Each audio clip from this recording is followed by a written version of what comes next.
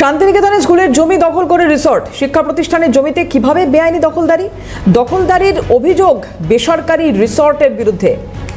সরব গোয়ালপাড়ার উচ্চ বিদ্যালয় স্কুল শিক্ষা দপ্তরের কাছে লিখিত অভিযোগ স্কুলের 4.5 কাঠা জমিতে প্রাচীর রিসর্ট কর্তৃপক্ষের।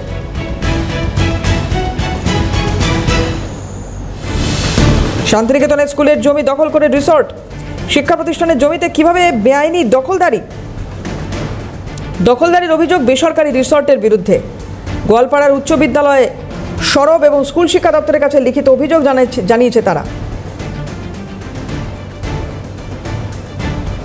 অমরনাথ দত্ত আমাদের প্রতিনিধি রয়েছেন টেলিফোনে। অমরনাথ, কি অভিযোগ উঠছে ঠিক?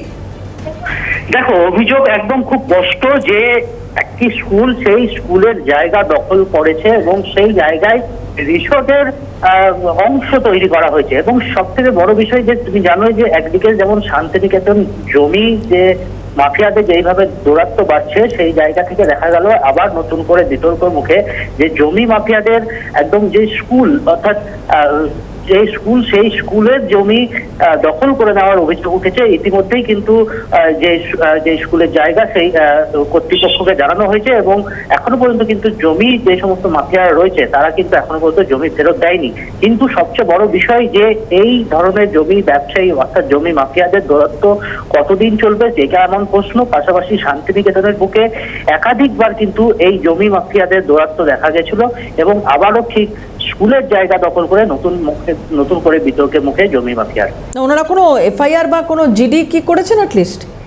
দেখো, পুলিশ সূত্রে যেটা জানতে পারছি আমরা যে পুলিশে কোনো কমপ্লেন করেনি, তবে স্কুল কর্তৃপক্ষ তাদের যে অথরিটি রয়েছে অর্থাৎ সাব ডিভিশন যারা দেখাশোনা করছে সেই অফিসে কিন্তু এসআই অফিস তাদেরকে জানানো হয়েছে, কিন্তু এখনো পর্যন্ত কিন্তু সেইভাবে কোনো ব্যবস্থা গ্রহণ করতে দেখা যায়নি। ধন্যবাদ অমরনাথ। কথা বলছিলাম, অমরনাথ দত্ত ছিলেন টেলিফোনে। বিদ্যালয় পরিদর্শক এবং বিদ্যালয়ের প্রধান শিক্ষক কি বলছেন শুনবো। জানিয়েছেন তাদের সঙ্গে কথাবার্তা চলছে আর কি। হ্যাঁ, আশা করি শীঘ্রই এটা মিট আপ হয়ে যাবে। এইটুকু রিপোর্ট আমাদের কাছে আছে।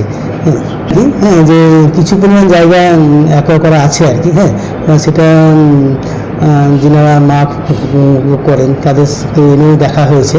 এটুকু স্কুল অথরিটি জানিয়েছে এবং সে যে রিপোর্টটা ওনারা করেছে সেভাবে ওনারা মেনশন করেছেন।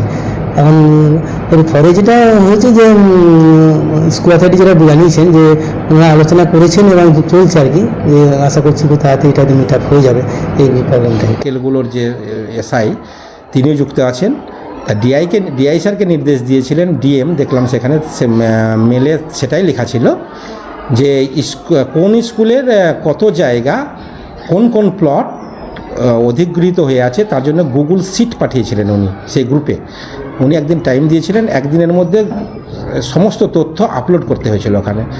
আমরা 2 মাস আগে আপলোড করেছি, সব জানিয়েছি। এখন পর্যন্ত ডিএম স্যারের নির্দেশ ছিল, সেটা ডিআই স্যারকে দিয়েছিলেন, ডিআই স্যার সেটাই লিখেছিলেন। মাস হয়ে গেল, এখন পর্যন্ত কোনো রিপ্লাই হয়তো নেবেন হয়তো।